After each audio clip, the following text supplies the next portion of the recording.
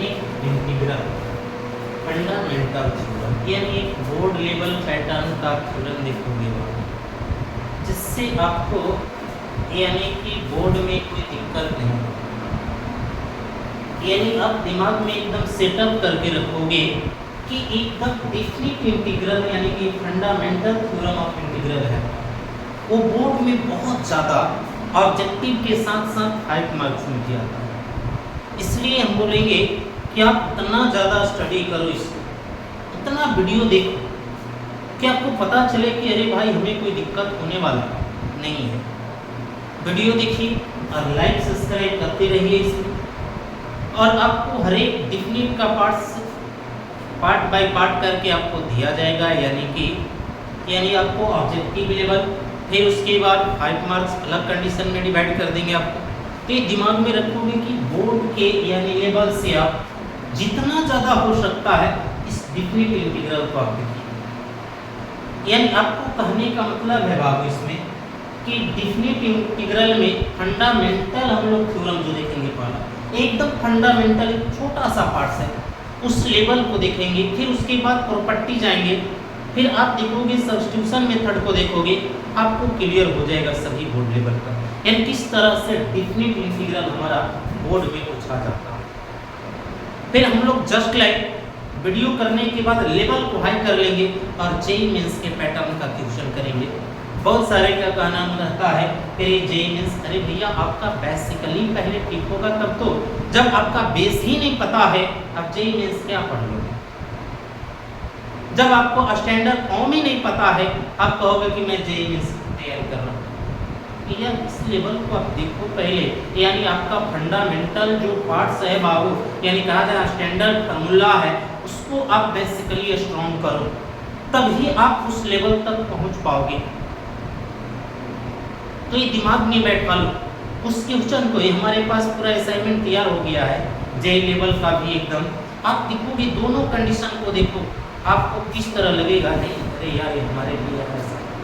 तो देखिए आइए ध्यान दीजिएगा आप लोग, डेफिनेट इंटीग्रल एकदम कॉपी पर आराम से छापोगे, एकदम ध्यान देना प्रॉपर्टीज के बारे में भी आगे चल करके। तो देखो मेरा पहला क्या है, फंक्शन b टू a यानी f(x) dx। आप यहाँ से इंटीग्रेशन करोगे तो इंटीग्रेशन करोगे तो आपका क्या आ जाएगा, यानी f(x) का इंटीग्रेशन होता है f'(x) dx b to a। अब आप क्या करोगे इसको, तो यहाँ पर देखो आप, यानी f' b minus f' a यानी अपर टू लोअर। तो आपको दिमाग में लगाना है कि पहले जो फंक्शन दिया रहेगा उसको इंटीग्रेशन करेंगे, इंटीग्रेशन करने के बाद एक बार अपर वैल्यू पुट करना है, एक बार लोअर वैल्यू पुट करना है आपको। तो ये हम लोग एक लेवल का क्वेश्चन लेते हैं जो कि बोर्ड में पूछा जाएगा बाबू, सब उसी कहानी पर हम लोगों का क्वेश्चन रहेगा। आप ध्यान दोगे आपको कोई दिक्कत होने वाला नहीं रहेगा। जैसे आप देखो पहला क्वेश्चन हम लोग लेते हैं इसका, यानी आपका दिया गया है बाबू 2 से 1 x² dx। आप पहले सोचो इसको क्या करोगे, इंटीग्रेशन करो, यानी x² का इंटीग्रेशन क्या होगा, तो x² का integration x³/3 upper to lower. अब आप इसको क्या करोगे ध्यान दे, तो यहाँ से एक बार आप अपर वैल्यू को बैठो, यानी एक बार आप अपर वैल्यू को बैठाइए, एक बार आप लोअर वैल्यू को बैठाइए। तो ये दिमाग में रखिएगा। आप फिर से एक बार देखो, पूरे थ्योरम को देखो एक बार फिर से। डेफिनेट इंटीग्रल हम लोग पढ़ रहे हैं बाप, उसमें आपने देखा क्या, फंडामेंटल थ्योरम ऑफ इंटीग्रेशन है हमारा, यानी फंडामेंटल थ्योरम ऑफ इंटीग्रेशन में आपने देखा b to a function f(x) dx। एकदम बोर्ड लेवल से चलेंगे, बोर्ड लेवल का पैटर्न लेकर के आपको चला जाएगा, यानी बोर्ड लेवल का पैटर्न जिस तरह होता है उसी लेवल पर चलेंगे, फिर लेवल को हाई कर दिया जाएगा। तो अब यहाँ से देखो, यानी इंटीग्रेशन किया f'(x) हो गया b टू a, यानी आपने देखा कि एक बार अपर लिमिट को रखा गया, एक बार लोअर लिमिट को रखा गया। अब यहाँ से आप क्या करोगे, तो एक्स स्क्वायर को एक्स क्यूब बाई 3 लिखा है, 2 से 1। अब यहाँ आप देख लो क्या करोगे, इसको 1/3 को बाहर कर लो, एक बार 2 का क्यूब हो जाएगा अपर वैल्यू और एक बार लोअर वैल्यू हो जाएगा। अब 1/3 आप बाहर रख लो, यानी आपका होगा क्या 8 - 1, यानी आ जाएगा 7/में। तो आप दिमाग पर 3 होगा बाबू, 2 नहीं 3। आप दिमाग में सेटअप करके एकदम रखो, आप किस तरह अपर लिमिट लोअर लिमिट का इस्तेमाल कर पाओगे इसमें। अब यहां से अब ध्यान रखना, दूसरे एग्जांपल देख लो, आप क्या करोगे इसको। तो दूसरे एग्जांपल में आप देख लो, यानी फिर से इसको ध्यान में रखिएगा, यानी जो फंक्शन दिया रहेगा उसको एक बार इंटीग्रेशन करना है बाबू, और फिर उसका यानी आपको एक बार अपर और एक बार लोअर वैल्यू बैठा देना है। तो अब आप क्या करोगे, यहां से देखो नेक्स्ट एग्जांपल, -1 to -4, यानी 1/x dx, इसका इंटीग्रेशन आप क्या करोगे, तो आपका इंटीग्रेशन हो जाएगा बाबू 1/x का log x -1 to -4।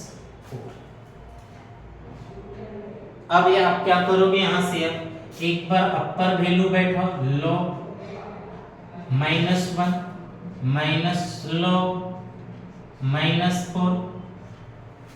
अब आप यहां से क्या करोगे इसको, अब ध्यान दो एक बार,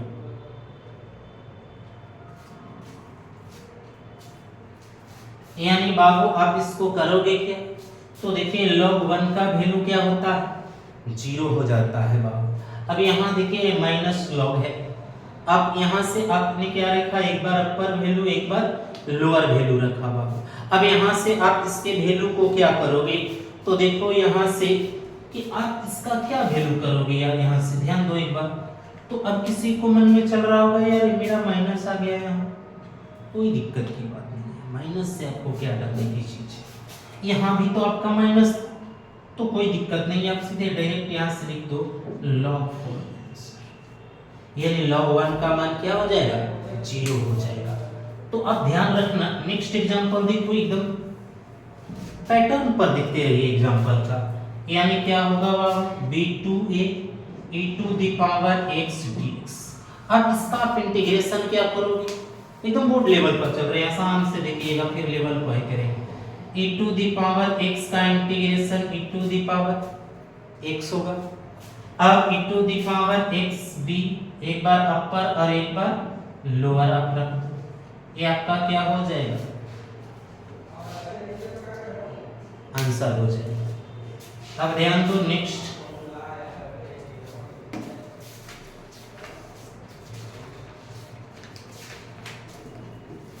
नेक्स्ट एग्जांपल देख लो, यानी क्या करोगे, ये भी देखिए कुछ आ गया, 9 से 4 होगा 1/√x dx इंटीग्रेशन। अब क्या करोगे आप इसका, तो देखो हमने कहा है कई बार कि आपको इंटीग्रेशन का जो भी क्वेश्चन बनाना है, आपको पहले डिफरेंशिएशन याद होना चाहिए, फार्मूला, यानी पूरा उसका स्टैंडर्ड फार्मूला आप याद रखो, फिर इंटीग्रेशन का स्टैंडर्ड फार्मूला याद रखो, आपको कोई दिक्कत ही नहीं होगा। अरे नहीं मैथ बन रहा है, छोड़ दो, बनने लगेगा जब आपको फार्मूला याद रखेगा। हमेशा कभी भी पढ़ो आप पहले फार्मूला को देखो। तो देखो आप क्या करोगे इसका, यानी 9 to आप कितना 4 ऊपर ले जाओगे तो -1/2 dx हो जाएगा।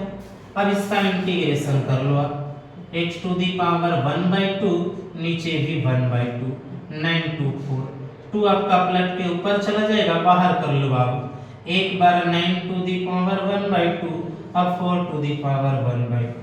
जैसे ही आपका पावर फ्रैक्शन में आ जाएगा, भिन्न के रूप में आ गया फ्रैक्शन में, आप हमेशा याद रखना इसके फॉर्म में इसको बेस को कन्वर्ट करने का प्रयास करना। तो 9 को आप लिख सकते हो 3² × 1/2 ज्यों करते हो, 4 को आप लिख सकते हो 2² × 1/2, 2 से 2 कट जाएगा आपका, यानी 2 यानी कि 3 - 2 यानी कि 2 × 1 यानी कि आपका आ जाएगा। तो आप इस तरह एकदम सेटअप करके रखिए एकदम दिमाग में क्या आप इस पैटर्न को किस तरह सोल्व कर सकते हैं? बस आपके पास आ गया फिर आंसर निकालना। नेक्स्ट एग्जांपल देखते रहिए, जितना ज़्यादा आप एग्जांपल करोगे आपको फंडामेंटल थ्योरम एकदम दिमाग में बैठा हुआ रहेगा, आप किस तरह कर सकते हैं। तो आप दूसरे एग्जांपल देख लो। अब नेक्स्ट 1 से 0 1/1 प्लस एक्स स्क्वायर dx, इसका इंटीग्रेशन आप क्या करोगे? फार्मूला आपने का स्टैंडर्ड फार्मूला आपके दिमाग में होनी चाहिए। तो इसका क्या हो जाएगा? tan इनवर्स x 1 से 0 यानी कि tan inverse 1 minus tan inverse 0। एक बार ऊपर एक बार डायरेक्ट वैल्यू बैठाते हैं। tan कितना का मान है?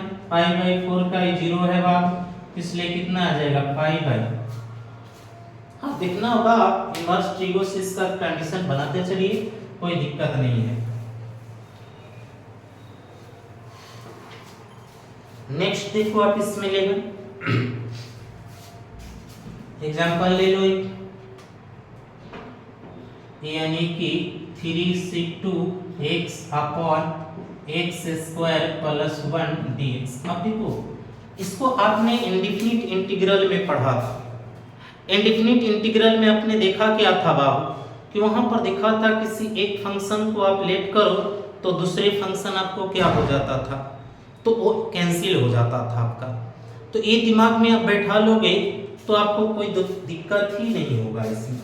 तो अब देखिए यहाँ से आप क्या करोगे, इसको x square equal to x square plus 1 equal to आप लेट कर लो जी।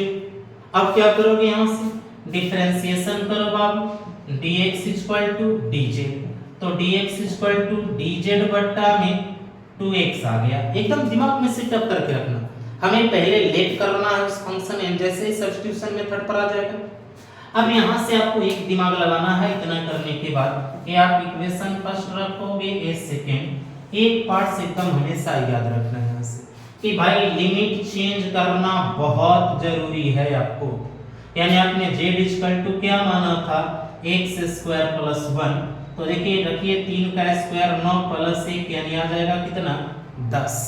इसमें आप ऐड x इक्वल टू कितना रखा बाबू? 2। तो z बराबर आपने लेट किया था x स्क्वायर प्लस 1, यानी x स्क्वायर है ये, यानी x स्क्वायर प्लस 1, 2 दूनी 4 आगे 5। एकदम सेटअप करके रखो जैसे ही सब्स्टिट्यूशन मेथड में आए। ऐसा नहीं है कि अगर आप डायरेक्ट सोल्व कर दोगे उसको सब्स्टिट्यूशन मेथड लगा करके इंडेफिनिट वाला तो गलत हो जाएगा, लेकिन प्रोसेस गलत हो जाएगा, फिर आपका आंसर सेम आएगा, वहां पर गलत नहीं होगा। अब यहां से आप क्या करोगे? आप लिमिट चेंज कर लो पहले बार, यानी देखिए आया कितना? 10 से 5 आ गया हुआ। ऊपर आपने कुछ नहीं, नीचे z लेट किया था, dx के जगह dz बट्टा 2x। 2x से यानी x से x मेरा कैंसिल हो गया। 1/2 आप बाहर कर लो आप, यानी 1/z का इंटीग्रेशन log z 10 to 5। अब कुछ नहीं करना है, एक बार अपर बैठा और एक बार लोअर बैठा दो। तो 1/2 एक बार अपर बैठा यानी log 10 माइनस log 5, यानी 1/2 आपका हो जाएगा बाबू, यानी कि log m minus m, log m by log n, 5 दूनी का 10, यानी 1/2 बाबू log 2 आपका क्या हो जाएगा? आंसर हो जाएगा। तो ये दिमाग में आप सेटअप करके रखो, हम किस तरह इसे सोल्व करेंगे, हमारा कोई कंडीशन में दिक्कत नहीं होना चाहिए।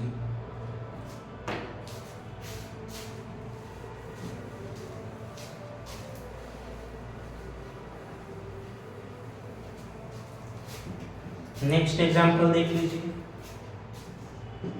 π/2 से 0 sin x plus cos x dx। अब यहाँ से आप क्या करोगे? आप सीधा सी फार्मूला याद रखो, हमने बोला फार्मूला आपको याद रखनी चाहिए।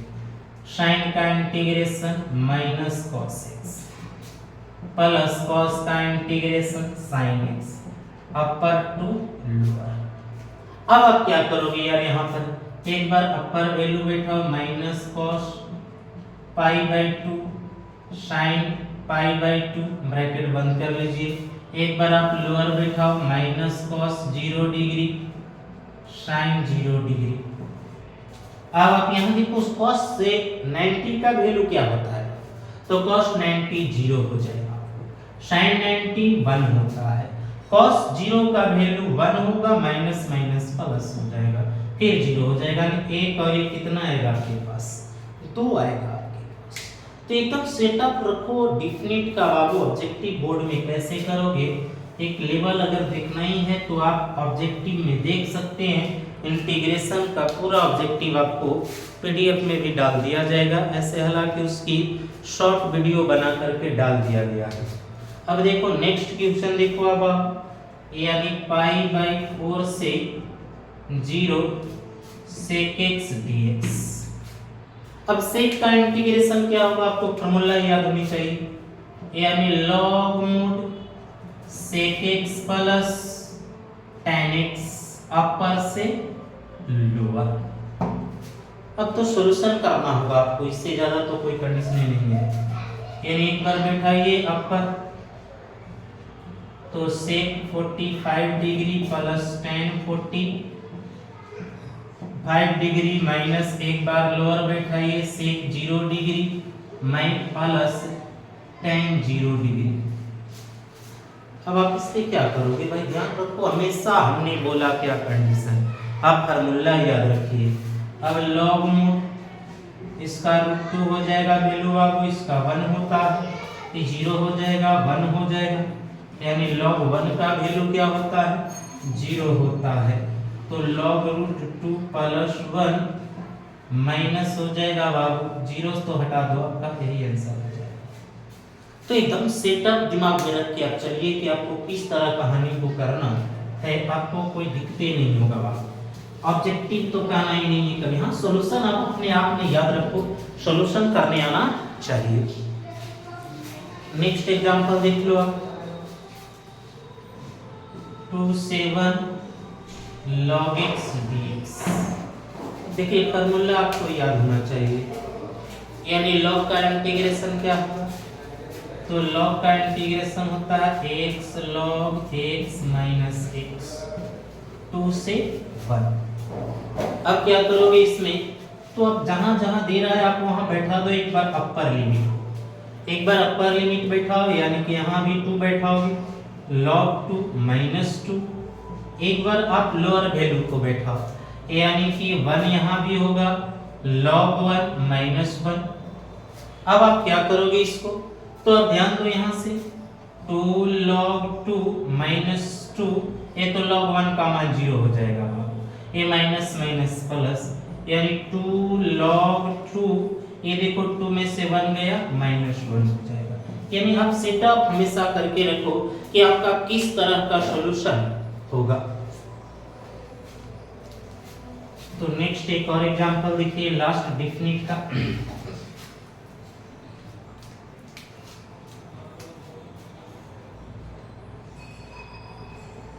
यानी है पाई बाई 2 से 0 tan स्क्वायर x dx। अब आप इसको क्या करोगे इंटीग्रेशन, तो आप सीधा से दिमाग लगाओ कि tan स्क्वायर का इंटीग्रेशन क्या होगा, tan x minus x pi by 2 से 0। अब वैल्यू बैठाइए इसको आप, तो एक बार अपर वैल्यू बैठा हुआ, यानी tan pi by 2 minus x के जगह यहाँ भी पाई बाई 2 बैठा दिया आपने। अब क्या बैठाओगे, 0 बैठाने से कोई प्रॉफिट होने वाला नहीं, छोड़ दो। तो tan 90 के मान क्या होगा इन्फिनिटी, उसको भी आप छोड़ दो, माइनस पाई बाई 2 आपका आंसर हो जाएगा। तो आप दिमाग में एकदम सेटअप करके रखो, आप किस तरह उसका सॉल्यूशन करना चाहते हो, कोई दिक्कत नहीं होगा। तो फंडामेंटल आपने देखा बाबू। अब देखो आप इसका यानी प्रॉपर्टीज ऑफ डिफिनिट इंटीग्रेशन।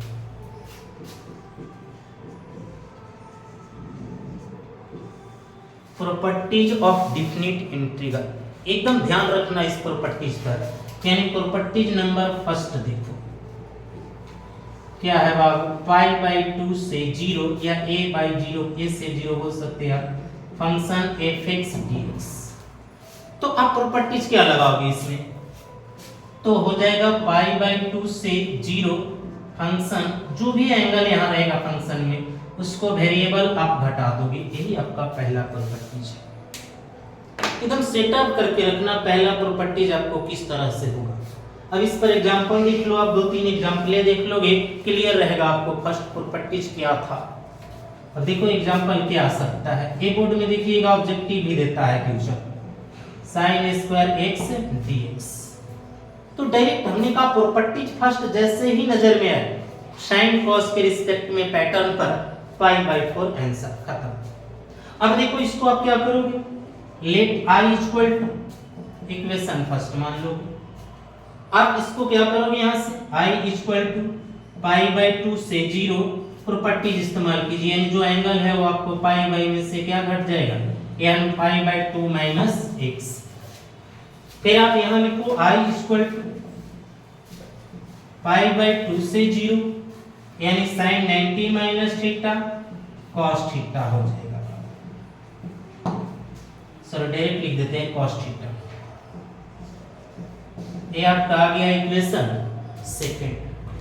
अब आप इसको क्या करोगे, यहां से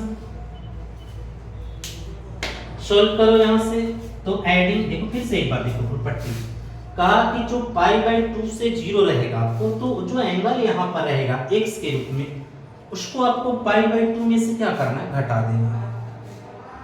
अब यहां से देखा हमने कि π/2 से 0 sin स्क्वायर x था। अब यहां देखा हमने बाबू 90 में से उसको एंगल को घटा दिया, तो sin 90 - थीटा क्या आता है, cos थीटा। ये मेरा आ गया इक्वेशन सेकंड। अब आप क्या लिखोगे, एडिंग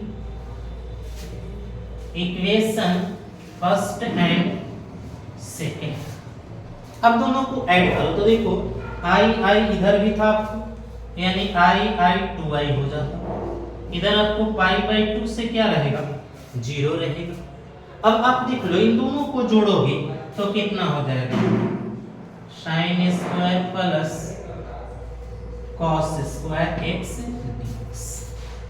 अब ध्यान दो आप क्या करोगे यहां से, तो 2i इक्वल टू, इसका मान आपने पढ़ा था कि sin square theta plus cos square theta 1 होता है।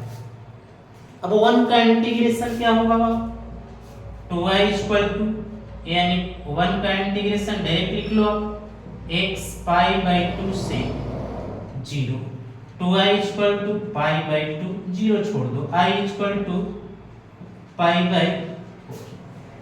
हमने कहा था एकदम ठीक से याद रखना कि आपका कितने इंटीग्रेशन होगा, आप इसको बनाओगे तो π/4 होगा आंसर। एकदम सेटअप करके आप चलो इसको। एक और एग्जांपल देखिए इसको,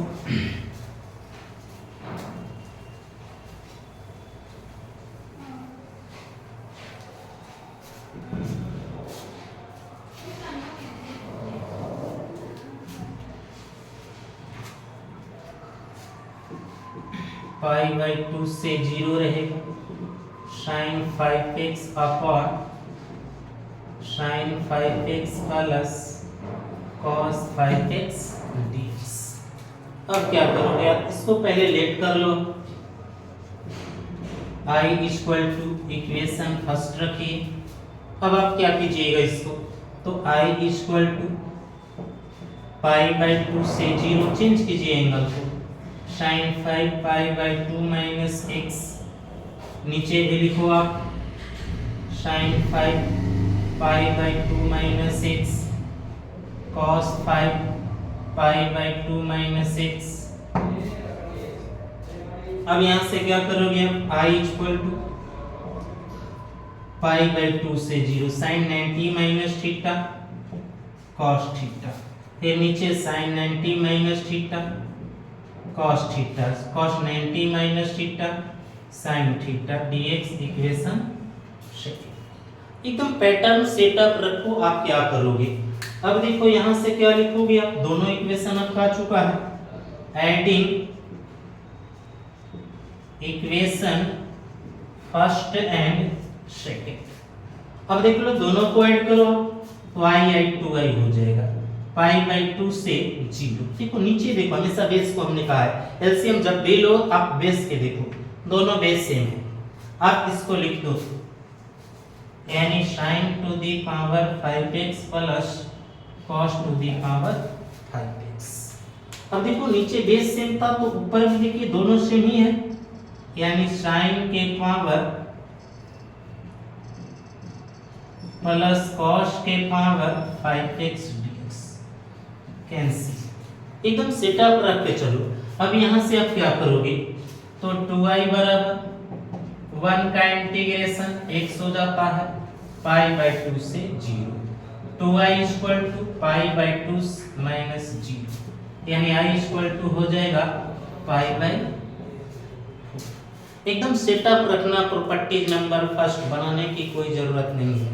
जब आया क्वेश्चन एग्जाम में डायरेक्ट मारो पाई बाई 4 से 0, यानी कि आंसर आ जाएगा पाई बाई 2 से 0, यानी आंसर आ जाएगा आपको डायरेक्ट पाई बाई 4 आ जाएगा।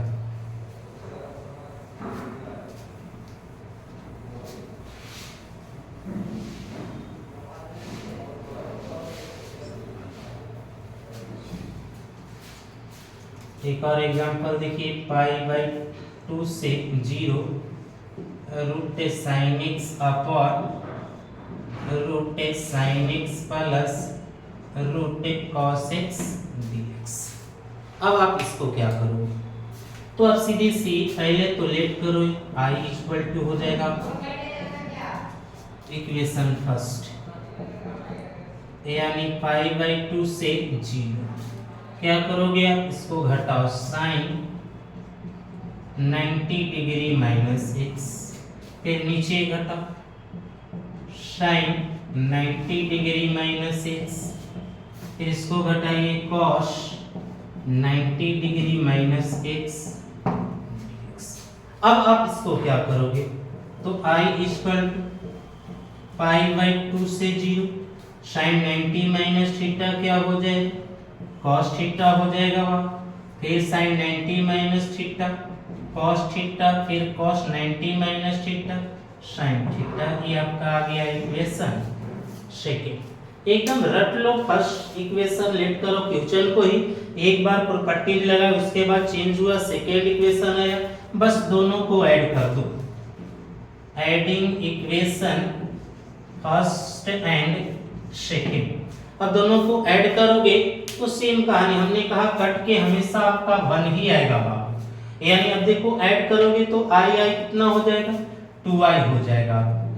इधर आपको देखो पाई बाई 2 से 0, देखो बेस दोनों का सेम आ गया होगा, और दोनों के बेस सेम आ गया तो ऊपर भी जोड़ोगे तो सेम ही आ जाएगा, यानी आप लिख सकते हो direct root sine x plus root cos x upon root sine x plus root cos x dx. ये कट जाएगा दोनों, यानी बचा कितना आपको 1 का इंटीग्रेशन क्या हो जाएगा x पाई बाई 2 से 0। अब क्या करोगे यहाँ से, तो 2i बराबर पाई बाई 2 हो जाएगा, यानी i बराबर पाई बाई 4 आंसर हो जाएगा। तो एक सेटअप रखना कि पहला प्रॉपर्टीज आपको किसी लेवल में क्वेश्चन दे, सीधे अगर डायरेक्ट बोर्ड लेवल में आया, ऑब्जेक्टिव हो या जिस लेवल में आ जाए, तो आप डायरेक्ट आंसर दिमाग में रखोगे पाई बाई 4 ही आना चाहिए, दूसरा नहीं आएगा। चलो